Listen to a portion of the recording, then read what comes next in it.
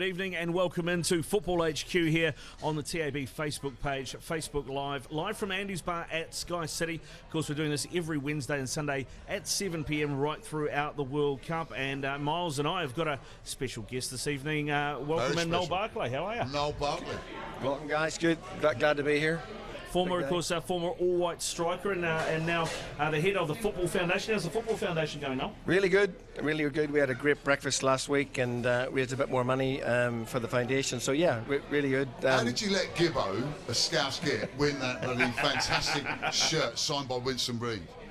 Well, it was basically rigged because he bought the most tickets, and he's a good guy. And what I didn't know then was that Winston Reid had played for Takapuna, which I was unaware of. So it was the perfect winner. My two youngest sons as well, so it's a good club. Top club. Yeah, so that's another two future players that are going to feature for West Ham at some point, obviously, then Miles. They already have, mate. One of them's been on the website. There you go. Perfect. And I've been on the most wanted list. Exactly. Not for the first time. Now, of course, we have a promo code for you. If you haven't got a TAB account, you want one, then just go to the TAB website, sign up, put $10 in, and then put in the code FootballHQ, and we'll throw you another $20. So that's $30 for you to punt with through the World Cup. But we're starting to get towards the business end. Of course, only, what are we talking here? 8 games left now, Miles. Yeah, you're the mathematician and the stat man, 4 mate. quarters, so I'll take 2 that. semis, third, fourth, final. Right, yeah. Well good. done. Thanks. We also give away, TAB give away a $50 betting voucher every time we have this show, and we ask you a simple question. All you got to do is go under the streaming video and put your answer in there, and we'll select a winner later on during this show. The question this week, it's my turn, Ricardo had last week, is in 1998 England-Argentina in the round of 16 penalty shootout, 2 England players missed penalties. Name one of them. Either one, name one of them. There you go, $50. Chuck your answer in the comments below, and we'll announce a winner a little bit later on in the show. But time, guys, to review the round of 16. The last couple of days had some absolutely massive games. We might as well start with the one that finished at about, 8:30, 9 o'clock this morning. England going through on penalties against Colombia. What do you reckon, Noel? I was disappointed with the game, and both teams, to be fair. But I guess when it comes down to knockout stuff, it's about how you got to win. But if England are going to go on and do any better, they got to play better than that. The best team won for me. I'm disappointed with Sterling and Ali, and even Lingard, Man United player. But they got to do a lot better. I think Lingard will go better if he has a bit more muscle or a little bit more work going on around him. For me, he's the key for England. If England are going to win the World Cup, you've got Harry Kane, but Lingard for me has been superb this season, and he's the guy that not only can open things up, he links, and he always gets into those areas where he's liable to score. He didn't get that opportunity today. It was funny, Alex Ferguson said about Lingard that he was like Jean Tigana, and he wouldn't actually come into his own until he was about 24 and had kind of filled out a little bit, and he's been proved right. I think Lingard has been one of the finds, maybe not of the tournament, but of the season just gone. I think Tigana was slightly physically more statuesque. Yeah, from memory. Just a good comparison, man. Yeah, I would look. The other thing is I don't like the 3 at the back thing. You've got two right-footed players coming out the left-hand side. It looks all wrong to me. And you've got Henderson very isolated in the midfield. I don't know why they just don't play a back 4. You got Kyle Walker. I think he's a poor man, Sergio Ramos, to be honest. He's always got a mistake in him. Nearly cost him today. Looks like he's ready to blow it at any point. If he's not good enough, don't play him. He's a right back. If he's not good enough right back, don't play him. As Mike Bassett used to say, we're going to play bloody 4-4-2. Now, that Colombian team, I don't know why, but the first half, you could argue, all they wanted to do was be niggly and try and get in England's heads and try and out-physical them and intimidate them. But when they actually played football second half and in extra time, they looked a lot better. I mean, if they'd played football from the start, it could have been a very different game. When they had to play, they played because they've got the talent and the skill, but they got too absorbed in the moment. I mean, the guy that headbutted Henderson in the first half, a guy that's on a booking and knows if he gets another booking, he's going to miss the next round. I mean, where's his head? But this is an interesting thing for me, is where are the referees? Where are their cojones? Because the way that players have been playing up, they've been going up. They're meant to be getting booked if they signal for the VAR. Yeah. They're right in the referee's way. We saw Ronaldo swearing again. That I can't even remember, Barrios or whatever his name was. Barrier, who should have been sent off about 3 times in that game. They should have had a second booking. Yeah. Didn't get it. Not one person's been booked for shouting in the referee's face during that game. How many years ago did they bring in the law if you do that to a referee, it's a yellow card? And how often does that happen? I've been the referees. I mean, they have weapons of mass destruction. One's a yellow card and one's a red card. You bring the yellow card out once or twice, all the trouble goes away. Yeah, exactly. Yeah, I think he lost that. So we've got England through to the quarterfinals anyway, and we'll show you some scenes a little bit later from Miles' front room this morning. It was quite something to see.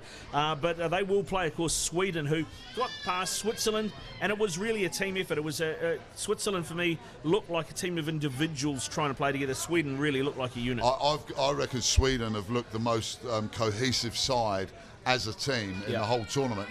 They're not going to destroy anyone in terms of scoring lots of goals, but they're so disciplined.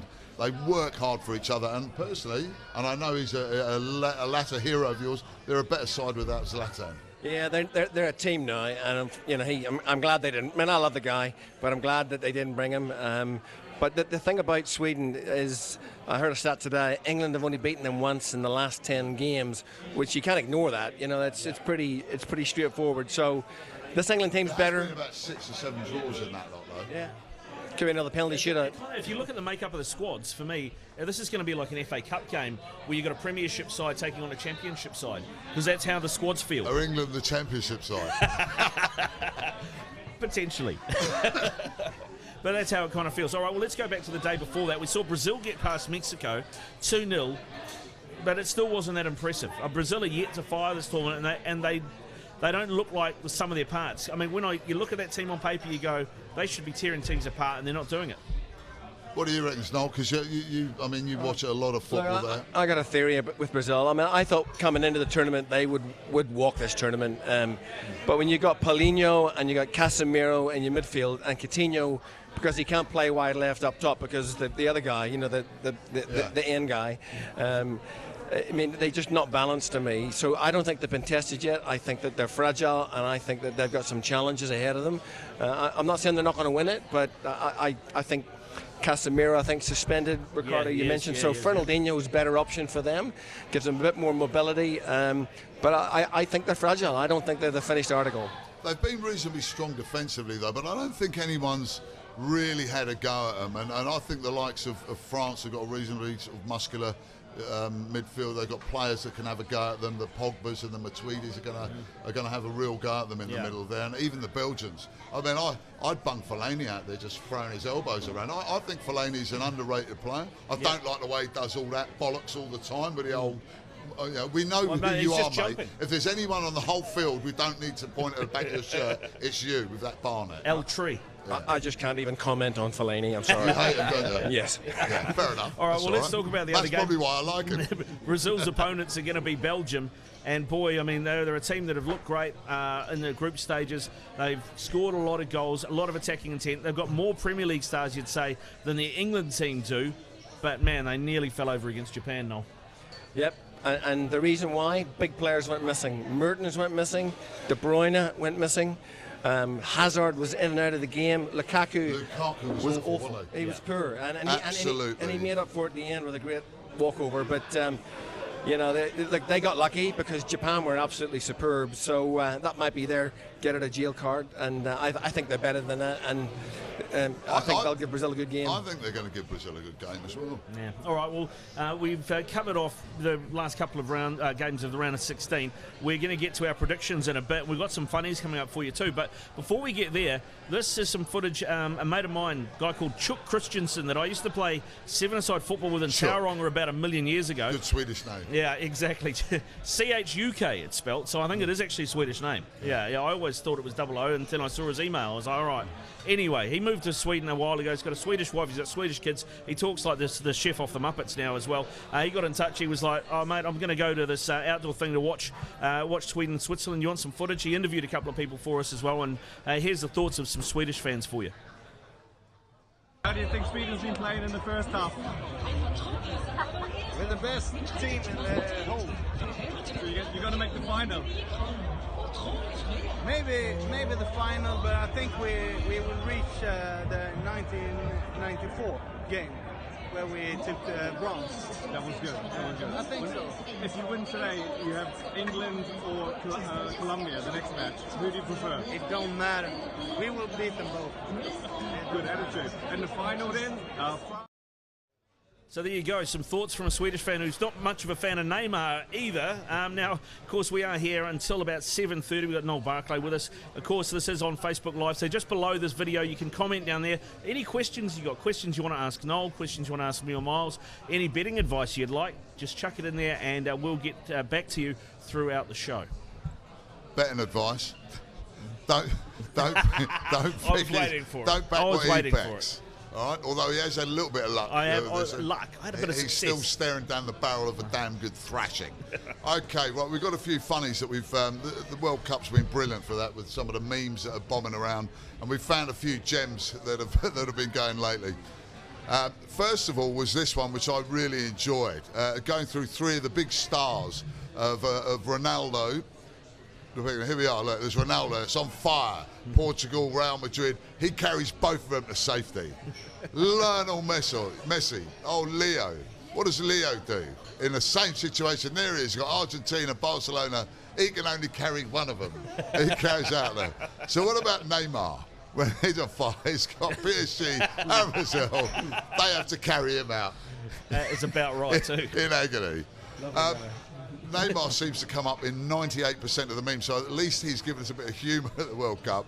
This one here, and I don't know whether this guy's of age or not, but a Brazil fan here decides to imitate the haircut. He goes to the shower with the spaghetti and perfectly, I thought that was superb, imitates. That's outstanding. And that was the haircut he had at the beginning of the tournament. It has slightly changed now. The game this morning, we've got scenes in my front room, but Ian Wright was with Lee Dixon and Gary Neville, I think it was, on the thing. And there is the last one here. The Eric Dyer penalty goes in and they start celebrating. That's very similar to what it was in my front room. We've got footage of your front room. We have indeed got footage of my front room this morning. Of Miles' front all room. All my children, bar one of them, were there this morning. Look at that. And here it goes, and it starts going. That's just the warm up, and then it gets into the. It's like being in a mosh pit. Forget Tony Brown's place. There's a party at Miles' house. Just superb. But my particular favourite, and I think you'll like this one, Noel. I think this is really, really clever. Watching the World Cup, and this idiot decides to advertise my Wi-Fi password. Outstanding. How do you pronounce your Wi-Fi password, Miles? I couldn't possibly begin without my teeth falling out. I just thought, I don't know about you, Noel, but I thought that was a gem. Brilliant. It's good stuff. All right, now we've got 4 quarterfinals to talk about, so time Before to preview we do those. that, though, yeah. Ask a question again. Oh, yeah, I've got to ask the question again. All right, so this is a question. To win a $50 betting voucher from the TAB. Okay, 1998 World Cup. England lost to Argentina on a penalty shootout. 2 players missed penalties. Name one of them below. All right? Name one of them below, and you're in the draw to win that $50 betting voucher from the TAB. Now, we've got 4 quarterfinals to preview. Let's start at the beginning. Uruguay versus France. I've got France going all the way to the final, have had since before the tournament kicked off. Did you? Or did you slightly change it? No, I'm going to check your picks, check my mate. freekick.co.nz. I will check it. Don't you worry about that. It's still there. And who's in the other side of the draw? Well, to be honest, I'm not looking so flash on the other side of the draw because I had them meeting Germany in the final. Yeah, that's funny because I've got England-France and I'm still alive. Oh, you're doing very well. Sides. Yeah, doing very well. Thank you. But they're playing Uruguay. I think you had the same thing, didn't you, Noel? Well, you have now. It's developing. Developing situation. But you're playing Uruguay, France, and that's not the easiest quarter-final because, as we've talked about Uruguay before, that Jimenez-Godin partnership from Atletico Madrid Very at the back. strong at the back. If Cavani is fit with their workman-like midfield, they're going to make life pretty tough for France. What do you think, Noel? France got enough to get through that game? Look, to be honest, if Cavani is 100% fit, it's a different game. How you can recover from a calf like that, I just don't think it's possible within 3 or 4 days. Gland injections? Not with calf muscles, you know what I mean? It just doesn't work, you know. So he's a loss because right now he's sharper than Suarez. He's more dangerous. He's scored 40 goals this year. If they lose him, yeah, they're going to be tight at the back, but I think France has just got too much power. in the end. They'll And eventually I hope overwhelm them. Cavani plays because. Well, I was looking at some stats, and they played each other 3 times in the World Cup. 2-1 in 1966 to Uruguay, but the other 2 games were 0-0 draws in 2002 and 2010. Look, this one here, some specials here. France to score a penalty, $4.50. Yeah. Uruguay to score a penalty, $8. $8. I'll tell you what, that's France not to miss too a bad penalty because at 12. the way that Suarez is able to hang his leg out. And if you go head to head, I think France are paying $1.95 head to head. So even if you want to put a couple of things in a multi, $1.95 is good money. One thing we've got to point out though, and this gets a few people, it's in 90 minutes. So Yeah. there's 2 sets of odds. So that the head-to-head is the $1.95. Yep. But to advance, there's another one. So if it goes is to up. extra time, that one doesn't count. So Yeah. it's 90 minutes. You've got to be careful. The better odds are the 90 minutes. And I got stitched up by that this morning, as I found out to my chagrin. I already knew, but I was a bit gutted. Well, to give you an idea, $1.95 head to head at 90 minutes, but to progress, I think France are paying about $1.42. So that's kind of the difference. So you get less odds, but just be really wary of that to do it. We'll talk about it at the end in our little competition, Wake Up a Winner, because I've picked a really decent odds as far as that goes. All right, we kind of covered Brazil-Belgium a little bit. We think Belgium are going to cause some problems. I've got a feeling there's going to be goals in this game, no? Yeah, look, I think so. I think Hazard has talked about being the next best player in the world. I haven't seen it yet, to be fair. I know he scored a couple of goals. They got out of jail. I really hope that De Bruyne, I love De Bruyne, he's a great footballer, hasn't really shown it for me at this point. And I think against this Brazil midfield, it's a little bit suspect. Yeah. I think it's going to be a cracker. And absolutely an upset on the cards, potentially. Yeah, so $3.50 on Belgium, head to head. I That's good think money. that's good money. I'm tempted for that, but I think it's paying about $2.40 on the to advance. So that gives you that security, which is still reasonable money. And the thing with De Bruyne too under Martin is to try and fit his best players in the team, he's playing De Bruyne as a deep line playmaker rather than where he plays at City, sort of closer to the forward line. So why is Dembele not playing ahead of Witsel? You know, I I just can't don't understand that. No, It I can't makes no understand. sense. He's a magnificent footballer. It makes no sense to me. And the guy's playing in and China. and he's strong as well, man. He's playing in China. I mean, good on him, but different It's level. not flash. All right, Russia-Croatia. It's one we haven't really talked about. The hosts probably, I mean, everybody thought that their tournament was over when it came to Spain. You know, the fairy tale's over. They got past Spain on penalties. They're playing a Croatian side who have been one of the better teams at the tournament until the Denmark game. Yeah, until the Denmark game, and that's got to be a bit of a concern then. We've seen in this tournament that the big sides don't always front, the favourites don't always front up on the day, and Russia have got a bit of momentum going with them. I mean, they've just knocked out Spain, and okay, Spain made a rod for their own backs, but... Yeah, same thing in the last game. Perisic, Modric, Rakitic, the big players. Mandzukic went off injured. I'm not sure whether he's going to be fit. They didn't. He's a big blow if they lose him. Yeah, so I think this is a 50-50 game. I know people think Croatia are going to go all the way, but you know the thing about international football is you put 11 shirts on and you sing the national anthem in front of 80,000, 90,000 people. It's a game changer. So and you it's have just 50-50. Putin's bodyguards pointing rifles at you. That will not help. Croatia $2.10. The Russians $3.65. Yeah, it's good. That's Good good. That's a value. good betting game, isn't it? And really? even $2.90 2.10. for the draw.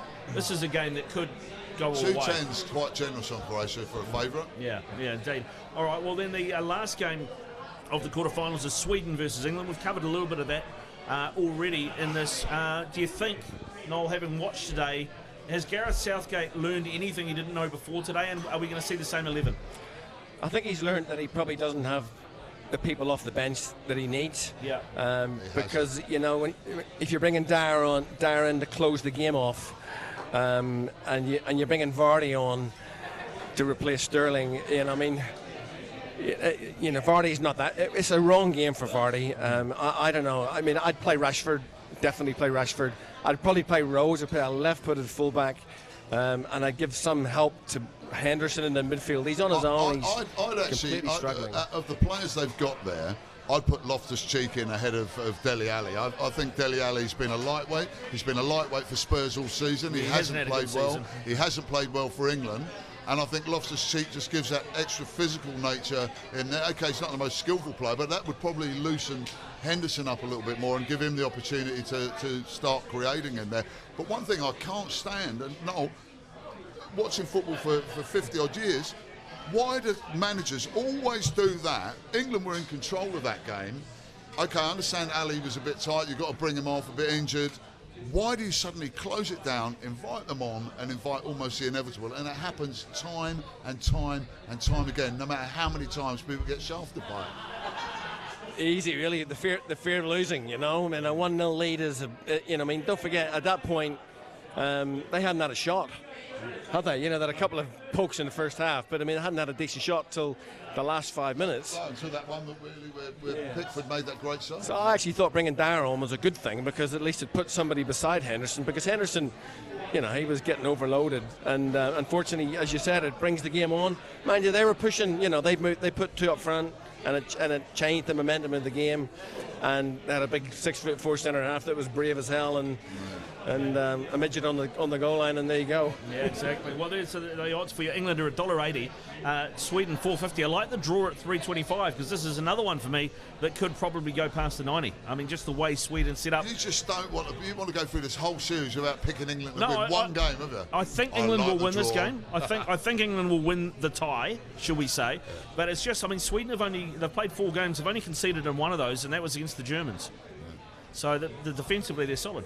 If this is the year, we got to stop worrying about. England's got to stop worrying. I'm Irish, so I shouldn't say we, but I do hope England got. Thank you. You're Northern Irish anyway, so you're part of the farm now. People sometimes say, "Are you English?" I said, "No, I'm Irish." But anyway, they've got to stop apologising for playing Sweden. They've got world-class players. Everybody's worth 30 to 50 million. Sweden are not. They just got to go out and beat them. Yeah. And they got the talent and get on with it. All right, well, we have a thing called Wake Up a Winner. If you've just tuned in for the very first time, right throughout the World Cup, every Wednesday and Sunday, Miles and I have been doing this show, and every show we've had 3 $10 bets to put on.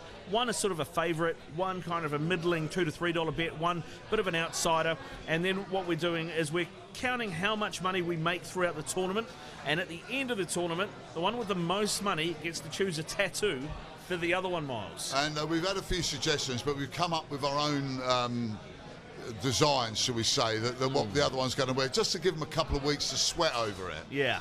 And so, what have you decided my tattoo's going to be if I lose? If you lose, Miles, which is going to take some comeback from me at the moment, well, we'll get to that in a minute, I think that Maradona hand to God pose, I want you to get that. With the ball as well? Well, it's got to be the ball, the pretending to hit it, the fist there, the whole lot. And a little bit of Argentinian shirt. Yeah, and a bit of Argentinian shirt, all right. Yeah, that's fair enough. And bearing in mind I've only got 2 tats, it's, you know, the pristine canvas is going to take a bit of a beating. Whereas old buddy, look, it looks like Banksy's gone on holidays. That's where Banksy used to practice. Pristine when canvas. We find a little space for him, I've decided for you that I'm going to have a David Bain wearing one of his jumpers. No one said it had to be football themed, did they? No, they didn't, actually. David Bain jumper. So what's the state of play now? George, the score's on the board, George. Ricardo had a 1 out of 3. Oh, he's on 99. I'm on 189. And where it says 1 out of 3 on mine, I had England to win. Yeah. Which they did, but I had it in the 90 minutes, and that was knobbed in the 94th minute. I also had Croatia to win, but they didn't do it till extra time either. And you were bloody lucky getting your 1, because that was that last-minute goal that the Belgians scored. I had the Belgians to win in over 2.5 goals in the game, and that kind of has kept me in the race, Noel, but I'm sweating a wee bit. You should be, Ricardo. I'm not sure about the David Bain jumper. All right, well, let's go through our picks. Miles, I think you... oh, no, it's me up first. Okay, George, thank you for that. I'm going Russian-Croatia. Croatia to win head-to-head at $2.10 is my first bet. I think you stitched those odds up, mate. I think you stitched those odds up. That's I think very you good rang odds. one of you... Because you work with the TAB. I thought you rung one of them up and said, can you bump it up to 210? Mate, I've sorted the Croatian That's mafia, don't you worry about that. Uruguay, France. Uruguay, we've talked about in the past. They're capable of a lot of filth, and with the players that France have got up front, France to score a penalty at $4.50. That's good money. And the last one there? Yeah, and the last one, Brazil versus Belgium. I mentioned earlier, I think there'll be goals. 3.5 goals or more in that game at $3.20. And if all 3 of those come in, I'll pull in about $110. It'll be reasonably close then, won't you? It will. Well, my ones that are going to hoist, you know, I've got Sweden, England. I'm going to take England $1, and that's got to be in the 90 minutes. That $1.80 there. Yeah. Brazil, Belgium. I've gone a little bit more conservative. Gone for Belgium to progress. Okay, So bit of a no risk. matter how Belgium win, if it's penalties or in extra time, Yeah. I still get a return at $2.40. And I've gone for a little bit of an outsider one here. That Russia are going to go out there, pick an early goal. Croatia are really going to open up, and it's going to be a ding-dong battle, and there'll be over 3.5 goals scored, and at $5.15, that could just probably bury you. That is very good money. I am hoping that Croatia win that 1-0. And I want David Bain when he came out of prison, not the David Bain that went into prison. Right, okay. Because he looks a lot, older and more haggardy. So there you go. Those are our bets. So have a bit of a chat underneath. Make any comments you like, and we'll get to those shortly. But Tim Payne has been helping us out with our producer Ants right throughout the series. He has been going around and doing challenges right here at Sky City. Of course, we are live from Andy's Bar, and here is the latest head-to-head with Tim Payne. Lads, we're here for another head-to-head challenge with Tim Payne, and as you can see, it's bloody scary. We're 51 stories high, and this challenge is called a Keeps You Up challenge. How long you can keep the ball up above the ground without it touching the ground. We're here with Marina. She's a football star. How long have you been playing football for? A couple of years. Don't like that. Never played football in her life? Yeah, so let's get into it. On the 38mm thick glass. Hey, starting your own time, Lord.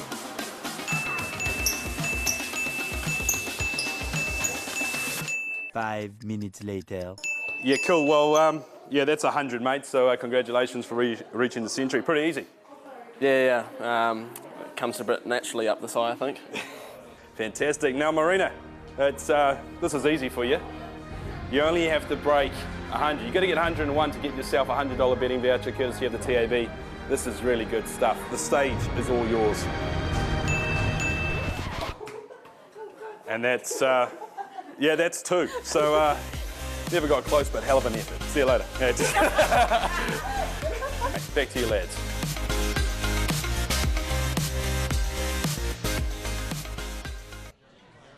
Oh, there you go. That is the latest head-to-head with Tim Payne, and we need to buy Ant a wardrobe consultant. He is definitely... That was a rather lame one again, though, wasn't it? I think Ants just went bombing round a couple. Some of them are outstanding. They're almost like award winners. I think that one wasn't. No, I think we need to query Ant, though, to get that wardrobe sorted out. Yeah. Anyway, we've had a few comments below. One of those, Uruguay, still massive dark horses from Robert Hearn. Uruguay is going to break them, guys. Best defence in the competition. That is from Richard. And there's also somebody asking who our player of the tournament is so far. Go on, Noel. I got 2. Godin, who apparently Manchester United are hoping to sign. I'm not sure if that's true or not. He's fantastic, isn't he? That centre half. I love the guy. And the other one, which I also hope Manchester United sign, is Willian. Who probably won't sign. I thought he's been outstanding. I think Willian has been outstanding every time I've seen him for Chelsea over the last couple of years, and for some reason he hasn't been getting a start a lot of the time. I think Pedro sometimes been preferred to him. He's absolutely Moses. He's absolutely superb. So yeah, for me, I'm looking forward to seeing a little bit more of Mbappe. I think that he showed against Argentina what an explosive player, scored 2 goals, got into the great position, but the one where he made that penalty, I mean, you used to see players sprint 20, 30 yards, but he sprinted 70 and absolutely destroyed them. So I'd like to see him going, but I've got to say Godin as well, I think. Yeah, and Cavani. I think Cavani as well. Cavani's been good. Golovin from the young Russian playmaker. He's only 22. Yeah. I think he's been really good. He's been really important for them. What about that Cherisev or whatever his name is? The guy who came on as a sub, scored 3 goals, and he got dropped. Yeah, exactly. The Russians have had a couple as well. Now, our winner, and this I'm going to say is drawn at random because we've had more correct answers than we know what to do with, is Matthew Baxter. So congratulations, Matthew. Ants will be in touch with you about sorting out your $50 bet. And the 2 players that were missed, and I predicted it actually live on Radio Sport at the time, talking to that swat Devlin. He made me talk to him. I picked Paul Ince and David Batty to miss those penalties, and sure enough, they did. Also, the person who wanted me to get a tattoo of a sweaty sock, being a jock, Thank you very much. There is a letter bomb in the mail to you. Yeah, thanks very much. Now, Prince or Pratt, Miles, this is very much your domain. We award Prince and Pratt titles to people I think, from the World Cup over the last few days. Prince or Pratt. And I think there's been a few, but the two princes for me today, and it is my selection, Jordan Pickford and Eric Dyer, sort of two of the uglier men of the English team. Not that any of them are particularly beautiful. If you look at Harry Kane as a captain, Pickford didn't have too much to do for the game, made a brilliant save near the end, had nothing that he could do about the goal, and then made a couple of really strong saves, that one that actually won the penalty. And Dyer kept his cool, albeit via the hand of I can't remember. It was a weak penalty. It was a bit weak, the penalty. It was a bit weak, but it ended up in the back of net. But the biggest prince for me, their fans as well, the Japanese, they got knobbed right at the last minute, heartbroken, and this is the way they left their changing room. They tied it all up, spotless, and left a little message in Russian saying, thank you. Yeah, and they've actually I just made that up. There's been shots of their fans going through the stadium and Cleaning picking up the all the whole rubbish lot. from the stadium as well. Well done, Japan. As far as Japanese Prats go, fans. they come from the game this morning. Firstly, the Colombians, the way that they behaved was disgraceful. In the referee's face, niggling, cheating, fouling, head-butting, scratching, ball grabbing, the whole lot. And that's even before they got on the pitch. But also want to say the England team as well, because I think England lowered themselves to the Colombian standard. And one thing I've always been proud of is that England players don't dive and they don't react, and they don't. And I blame it on VAR. It's almost like in rugby league they do it as well.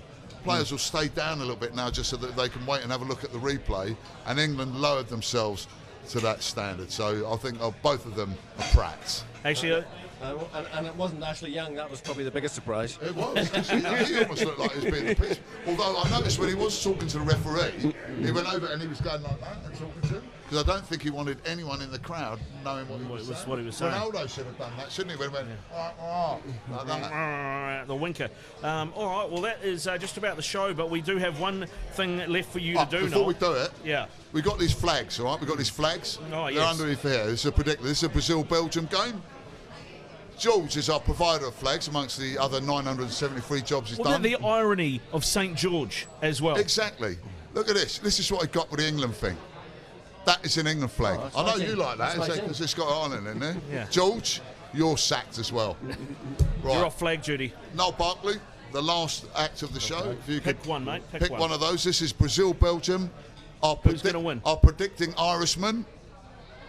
Well, I'm hoping that Belgium win. So. Oh, he's Brazil. got with Brazil. Oh, dear. We have Belgium under the other one with the pickle. Let's hope you're as psychic as everyone else we've had do this. It's everyone that's picked it has got it right. Oh no, Tim Payne got it right. Tim I think, didn't he? Tim did get it Payne was right. the only one who got it right.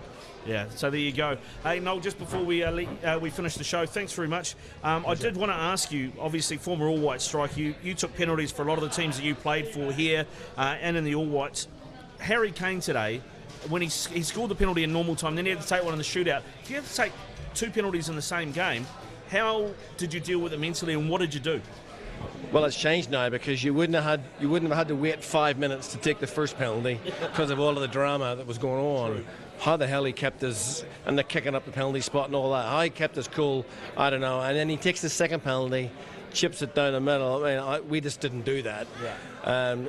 Unbelievable. He just looks brave and reliable, and it was great to see him taking the first pen because you just knew. I do believe he's leading the Golden Boot. 6 goals. Six goals, Amazing. Compared to your Lukaku, who's only got 4. Yeah. Thank you. Well, I thought he'd get 2 against Japan at least. Rom's not done. Yeah, that's all right. He'll score a hat-trick against Brazil. You watch. This has been Football HQ. We're here live at Andy's Bar at Sky City, and we are live here on TAB's Facebook page every Sunday and Wednesday at 7 o'clock. We'll see you this coming Sunday. England will be in the semis.